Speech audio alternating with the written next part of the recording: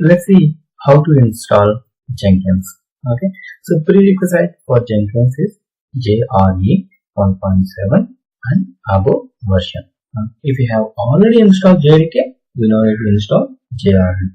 Okay, right. So now let's see how to install Jenkins. To download this, just go to this URL jenkins.io/download, and if you go to the bottom, drag this page to the bottom page, and you can see there are two types of version. Okay, long-term support and weekly support. Okay, so this is the long duration support, and this version will be keep on modifying every week.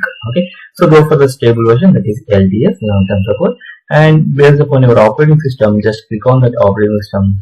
So my operating system is Windows, so I clicked on this Windows. So now once we clicked on it, it will download the zip file. Okay, just open that file. You can see Windows installer package. Okay, once you open the zip file, you can see this one. Just double click on this one. Now just click on run. Okay, go for next. Okay, so let's let it be the default path and program file 86 Jenkins. Go for next. Let's click install. Jenkins uses by default 8080 port number. Okay, so when it is coming up and running, it will be installed in the 8080 port number. Okay, now let's see localhost colon 8080 we have opened. So now you can see Jenkins page is loading. See this? Jenkins page is loading now. Now it will be asking for selecting plugins. Okay, let's see the options which are going to be displayed for us. Okay, let's wait for a while. Okay, yes. So as part of the installation, we have to enter the administration password. Okay, you can see this password under this path. Okay, so go to this path, just copy this code path, go to the run, and paste it. Click on OK. It will open the open the notepad. Just copy this path, copy this string, and this is the password, administrator password. So enter this password. This is mandatory.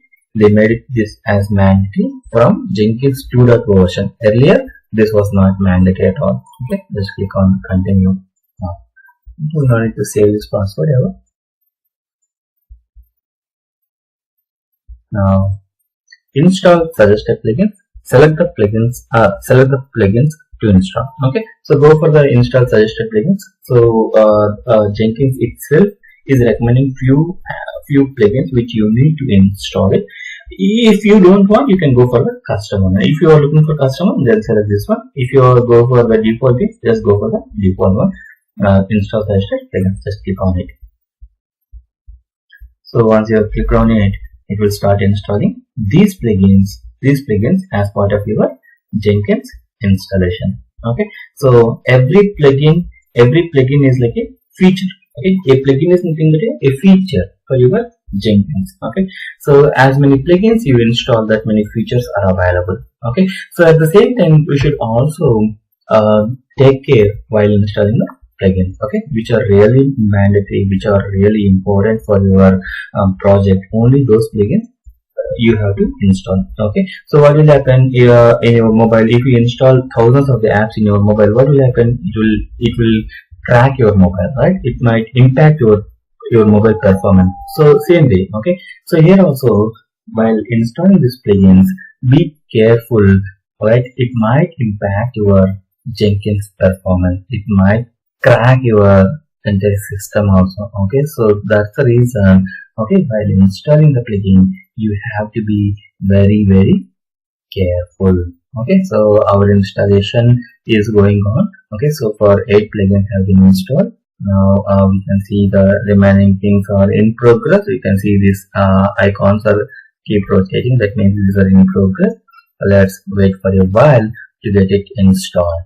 Okay, right. Parallelly, meantime, let's discuss about continuous integration. Right? Jenkins helps us to enable the continuous integration process in our project. What is continuous integration?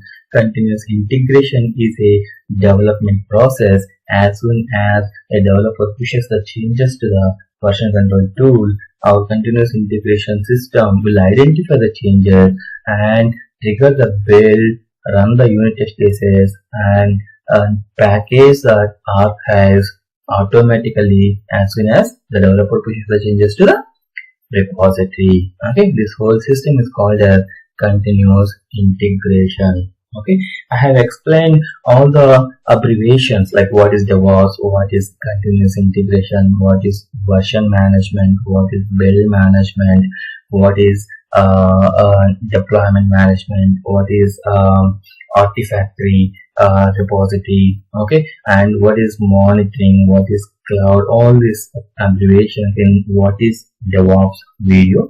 Okay, please do take a look into that video so that you will get a brief idea what is exactly DevOps and what are the tools that belong to DevOps.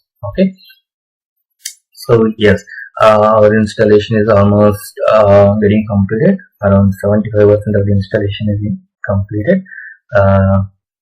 Let's wait for a few more minutes to get it completed. Okay, so yes, just 6 more, sorry. Yes, so subversion, SSH slaves, authentication, LDAP, email extension. This email extension plugin will help us to send the email notifications to the users. Okay, so yes, done. So almost 3 plugins are pending now. Yes, just 2, 1. Perfect. All the plugins have been installed successfully. Now it is mandatory to create the user as part of the Jenkins installation. Okay, so install, create a user. Okay, with username, with password, with confirm password. Full name is also with email at gmail.com. Okay. Let's give complete email address with Devops world at gmail.com. Save and finish. Okay. Start using Jenkins. So this is how Jenkins page seems to be. See this? You have already logged in with your credential. Okay, if you log out, again it will ask for the password. Okay, so again with. Okay, you can keep remember this. Click on that. You will be able to log in here.